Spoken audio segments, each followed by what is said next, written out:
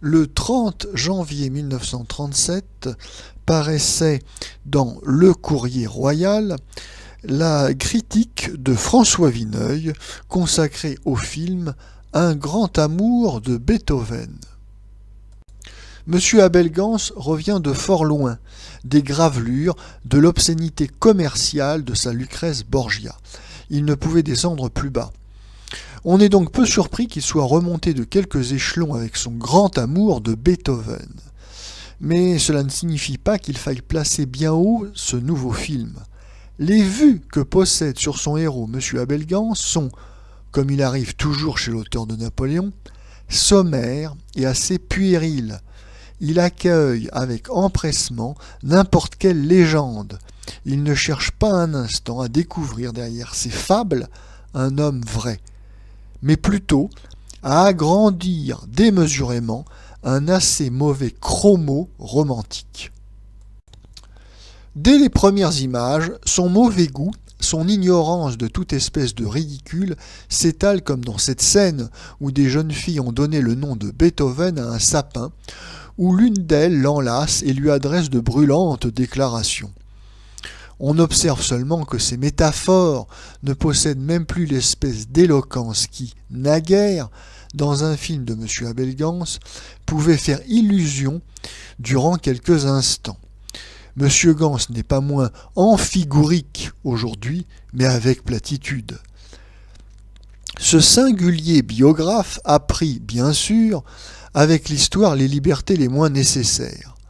D'un infirme maussade, laid, qui fut foncièrement malheureux en amour, il fait en somme une sorte de Don Juan, accablé surtout de ne pouvoir choisir entre tous les cœurs féminins que son génie jette pantelant de passion à ses pieds.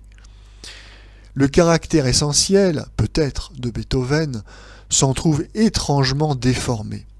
Giulietta Cicciaroli, l'étourdie, la coquette qui lui infligea sa première déception, devient l'immortelle bien-aimée à la place de Thérèse de Brunswick, qui joue au second plan un personnage génial et terne.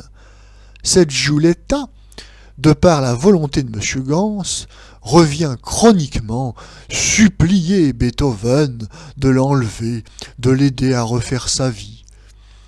Encore une fois, tout cela n'est que fantaisie née d'une invention bien médiocre, bien feuilletonesque.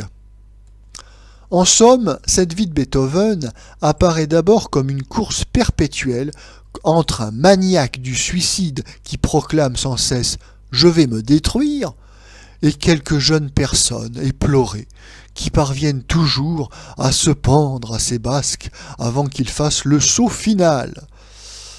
Ne parlons pas des erreurs de date, comme l'Héroïca que l'on fait naître en 1807. Un coup d'œil jeté sur les plus vulgaires manuels épargnerait sans doute aux auteurs de telles énormités.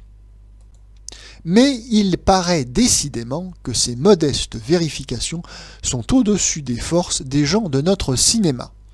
Admettons que ces bévues ne soient que des détails, puisqu'elles ne choquent que des spécialistes.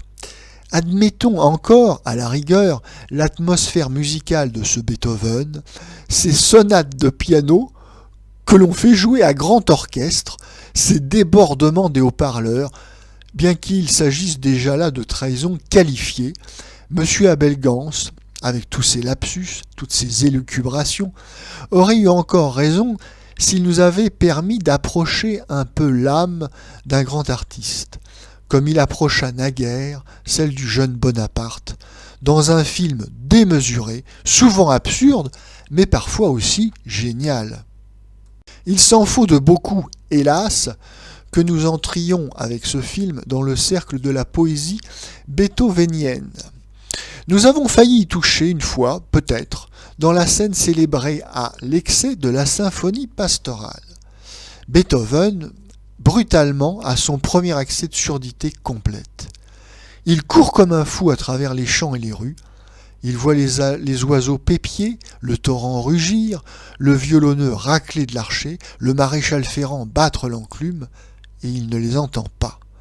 Il songe de nouveau à mourir, mais peu à peu, il imagine ces sons, ils se mêlent et s'affrontent dans sa tête. Ils deviennent des thèmes musicaux, et à la nuit, au milieu d'un orage furieux, dans son moulin perdu d'Ellingolstadt, il compose la pastorale. L'idée du morceau est belle, mais elle est presque immédiatement gâtée par des redites, par une virtuosité bavarde. Et c'est pourtant, de très loin, le meilleur épisode du film.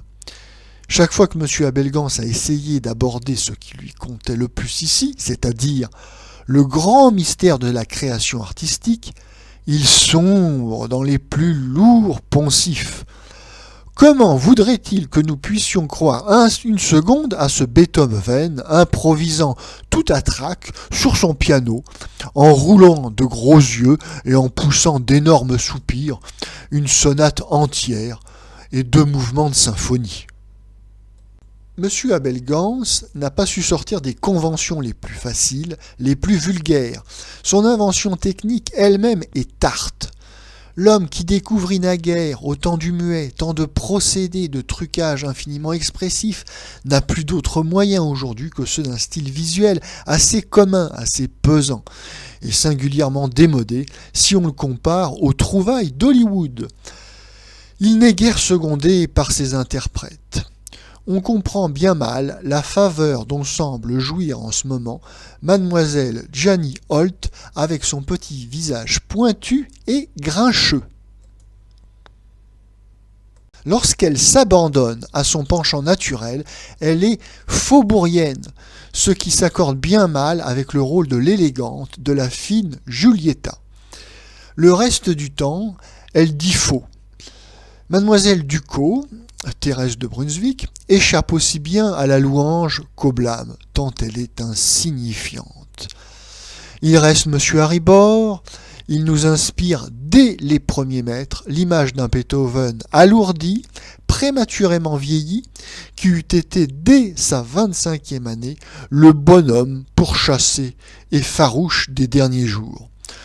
On ne lui reproche point de ne pas ressembler une seconde au masque illustre du maître de bonne, mais il nous est impossible de prendre dans un second tableau ce portefaix morose et en sueur pour un musicien, médiocre ou célèbre, ou simplement pour un pianiste. Nous demeurons dans le cabotinage, parfois droit, parfois irritant, mais comme cela nous entraîne loin du sujet qu'il eût fallu traiter.